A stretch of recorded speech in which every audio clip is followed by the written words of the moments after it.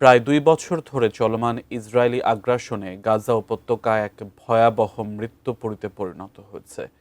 প্রতিদিনই সেখানে প্রায় শতাধিক নিরীহ ফিলিস্তিনি প্রাণ হারাচ্ছেন, যার মধ্যে বেশিরভাগই নারী ও শিশু। তবে এই মানবিক সংকটের মধ্যে সবচেয়ে হতাশাজনক বিষয় হলো গাজার শিশুদেরও এখন জীবন থেকে বিচ্ছিন্ন হওয়ার মানসিকতা গড়ে উঠছে। তারা এখন স্বেচ্ছায় মৃত্যুবরণ করতেও পিছপা হচ্ছে না। বিস্তারিত শিহাব ইসলামের ডেস্ক রিপোর্টে।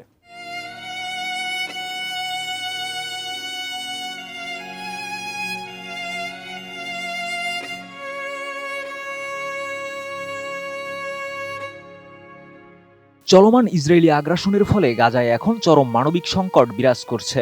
সম্প্রতি জাতিসংঘ গাজার অঞ্চলের ভয়াবহ দুর্ভিক্ষের বিষয়টি আনুষ্ঠানিকভাবে স্বীকার করেছে।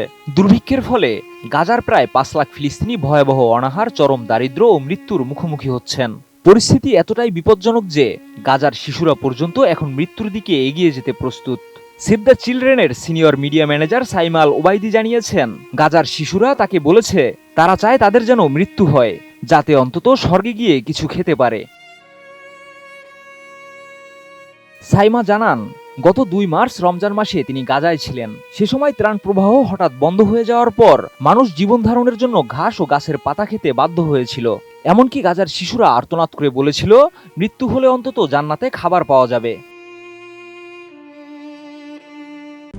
RICL TMX, যুগের পর যুগ স্থাপনা থাকে মজবুত। এছাড়া জাতিসংঘের মহাসচিব আন্তোনিও গুতেরেস গাজার দুর্ভিক্ষকে একটি মানবসৃষ্ট বিপর্যয় এবং নৈতিক ধিক্কার হিসেবে চিহ্নিত করেছেন। এই দুর্ভিক্ষ মানুষের অস্তিত্বের জন্য প্রয়োজনীয় মৌলিক উপকরণের অব্যবস্থাপনার ফল। এছাড়া গাজার স্বাস্থ্য মন্ত্রণালয় জানায়, গত ২৪ ঘন্টায় ইসরায়েলি হামলায় ৭১ জন নিহত এবং ২৫১ জন আহত হয়েছেন।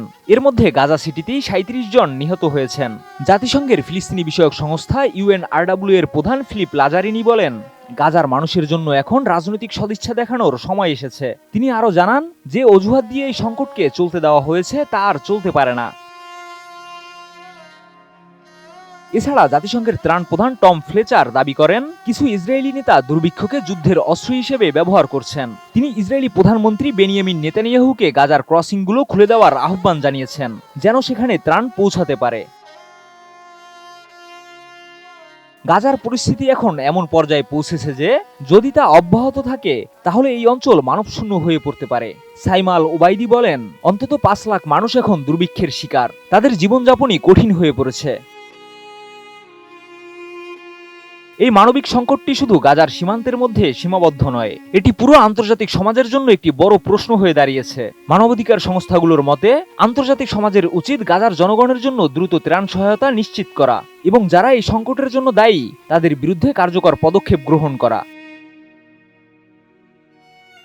শিহাব ইসলাম, ATN নিউজ।